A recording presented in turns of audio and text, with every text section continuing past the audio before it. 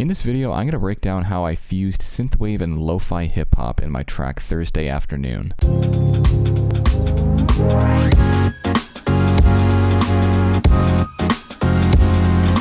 For only $3, you can get this and all of my other project files over on my Patreon. Links in the thing below. I'll start off with the intro sequence.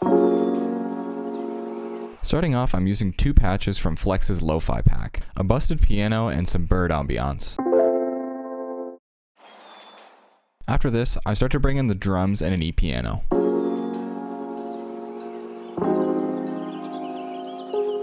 The Rhodes are also a Flex preset, using lots of reverb, compression, and stereo separation. And the drums are an FPC kit, but we'll talk about those later. Next, I bring the drums and the bass in.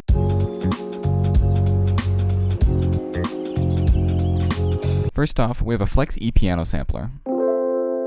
Pretty simple, it has some compression, some reverb, and a stereo enhancer. And the bass? And this is once again a Flex preset. Man, their samplers are really that good. And no fancy effects here either, just some compression. Now on to the chorus.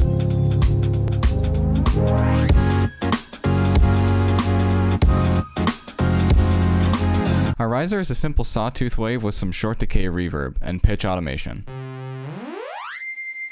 And finally, for the chords. This is actually just a sawtooth wave, white noise, and some cutoff. Of course though, it's all in the effects chain. I'm running this through a Maximus Max Loudness preset, into reverb and an EQ, into more compression and another EQ. Oh, and I almost forgot about that pluck. This is a simple square wave with some chorus, reverb, and lots of compression. All of this is routed into a synth bus so that it can all be compressed together and sidechained together. And this is where most of that saturation is coming from. I've got Maximus saturating on the synth bus. This is something I do a lot, and it serves to add a bit of that lo-fi crunch to your mix. On to the next section.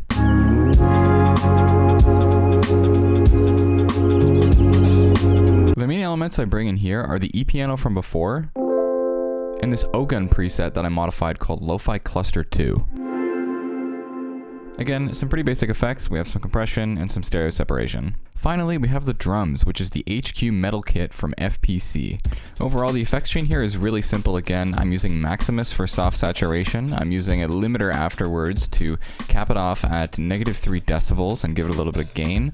And before all of that, I have an EQ where I'm peaking the snare frequency as well as boosting the low end of the kick. And that's basically the entire project. If you want to download this project file, check the link in the description below, or you can go to my Patreon and get all of my FL Studio project files, which use stock FL Studio plugins for only $3. If you're not subscribed already, make sure to go and hit that button. If you made it this far in the video, leave me a comment to let me know. I'm Friends, and I hope you have a fantastic rest of your day.